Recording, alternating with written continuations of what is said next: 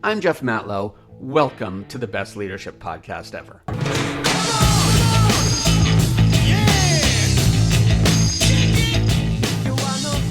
Welcome back to the best leadership podcast ever, where every week we reframe your daily behaviors to help you catapult your career. My name is Jeff Matlow. I'm a 3-time entrepreneur, author, speaker, bunch of things. But mostly what I do is I quickly transform teams into high-performing collaborative units. I have so much noise going on behind me. I got a dog scratching. I got somebody hammering. But we're going to push through this anyway. Because you know why? Sometimes you're just in a messy pile of whatever. I want to start with a little story about a football game. It was November 29th in 2020. It was the 12th week of the NFL season. And the Denver Broncos were going to play the New Orleans Saints. There was only one problem. The Denver Broncos didn't have a quarterback. Their starting quarterback, Drew Lock, had been hanging out with their backup quarterback, Jeff Driscoll. Little did Drew know, but Driscoll was walking around with COVID. And just like that, both of them were out of commission. That left the third and fourth string quarterbacks. But they were also hanging out with Driscoll after he tested positive for COVID.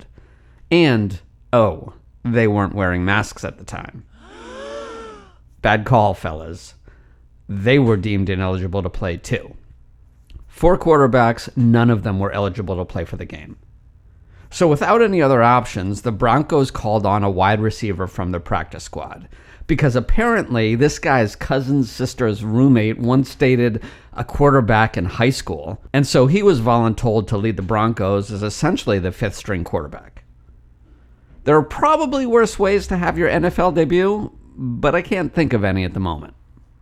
Needless to say, the Broncos got walloped by the Saints, 31-3. And this football game is why you need to care about how you act as a leader. The quarterback is important. They're the playmaker. They're the guide. The quarterback is the motivation and inspiration for the team.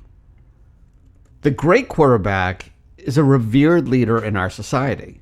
But being a quarterback isn't easy. It takes time and effort and a heck of a lot of practice. It also takes making mistakes and learning from those mistakes, and it takes more than a few hits that leave you breathless on the ground. And that's why being the quarterback isn't always your goal. It's sometimes better to be the coach. Now, if you haven't clued in on this yet, I'm not talking about football. I'm talking about leadership. There are 2 types of leadership mindsets, the quarterback and the coach. And there's a very clear distinction between the behavior of the quarterback leader and that of the coach. And lucky for you, I'm about to explain it. You see, the quarterback leader is hands-on. They're in the mayhem. They're in the mess. The quarterback leader is making decisions by the second. They're reacting to the conditions they see at the moment and guiding their players on every move. The quarterback confidently calls the shots almost all the time. The coach is different. The coach's mindset is about strategy and big picture thinking. They aren't so much focused on the play as much as the game, and maybe even not the game as much as the season. They build the team, set the tone, define the vision, and then empower others to take action while they guide and mentor from the sidelines. Behind every great quarterback is an amazing coach smiling on the sidelines, or maybe sneering on the sidelines. My point being, the coach is on the sidelines guiding the game, not in the game. Evolving from a quarterback mentality to a coach mindset is not easy. In fact, it's really hard. Frankly, most people don't have the innate skill set to do it. And by the law of averages, you probably don't have that skill set either. But don't worry, I got you, my friend. My entire leadership team coaching practice is based on teaching leaders who act like quarterbacks to embrace what it means to have the coach's mindset. There are essentially 6 steps in the transition from quarterback to coach. Here they are. First, admit it. You got to recognize and acknowledge that your team would do better and your company would grow faster if you stepped off the proverbial field and acted like a coach. The first step is admitting it. Number 2, think about the future. Write out your long-term goals for the team and write out the strategy of how you're going to get there. Actually write it, maybe even with a pen. Number 3, delegate authority, don't delegate tasks. Because the coach's job isn't about the tasks. That's your employee's job. Your job is to delegate authority by empowering them. Remember, a coach doesn't tell the quarterback to throw the ball for him. That's just the task. The coach outlines the goals of the game, which is winning, and the strategy in which they can best achieve that goal. They then empower the quarterback with the authority to make it happen. So delegate authority. Number 4, gain trust through accountability. Trust your team to get the job done by building a culture of accountability.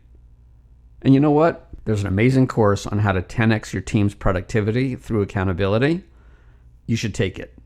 Go to bytitleonly.com. I'll put a link in the comments too. Number 5, mentor, not master. Your job isn't to master people's jobs. It's to mentor them so they can be better at their job than you could. Have regular one-on-one meetings, give open and honest feedback, acknowledge the wins, and provide constructive feedback in the areas that they can use improvement. And 6, step back and shut up. You can't always be right. Even if you think you're right, people don't want you to always be right. Because you can't always tell people what to do. People learn by doing things themselves. They learn by making mistakes. So bite your tongue and shut up. It'll turn out just fine. So those are the 6 steps. Admit it, think about the future, delegate authority, not tasks, gain trust through accountability, mentor, not master, and step back and shut up. To be clear, both the quarterback and the coach are important leadership mindsets. In fact, there's a time and a place where quarterback-style leadership is essential. For instance, when it comes to early stage or startup companies, the leader actually needs to have a quarterback mindset. At that stage of company growth, the leader's got to be in the huddle calling the plays and adjusting on the fly. Being a quarterback is the entire job of a startup leader. Their goal is to move the proverbial ball down the proverbial field 1 yard at a time and try different plays until they find the right product market fit, which I suppose would be the proverbial touchdown. But once a company has found its fit and begins to scale beyond 29 people, yes, 29 is the magic number, the quarterback leader has to step into the coach mindset in order for the company to accelerate growth. So let me ask you, are you acting like a quarterback or a coach? Is your manager acting like a quarterback or a coach? Now, here's a caveat to all this. Both roles are critical for the success of an organization. For instance, when you're in a time of crisis, when there are business critical decisions that have to be made on the fly, it's really common for the coach to act like the quarterback. And that's okay. And it's better than okay. It's actually needed. The best leaders understand when they need to switch roles. And they step in as the quarterback when it's necessary, but they don't stay there any longer than they have to. They trust their team to play their positions and take ownership of the game. So both the quarterback and the coach are essential, but the trick lies in knowing when to pick up the ball and when to empower others to run with it. As the Broncos learned back in 2020, a team without a quarterback won't win today's game. But a team without a coach won't thrive into the future. If you want some help transforming your leaders from quarterbacks to coaches, drop me a line, leadership@bytitleonly.com.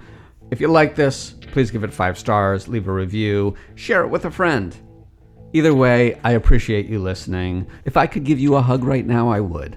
Let's pretend it's a virtual hug. Ah, doesn't that feel good? I agree. Have a great week. I'll talk to you next time. Bye.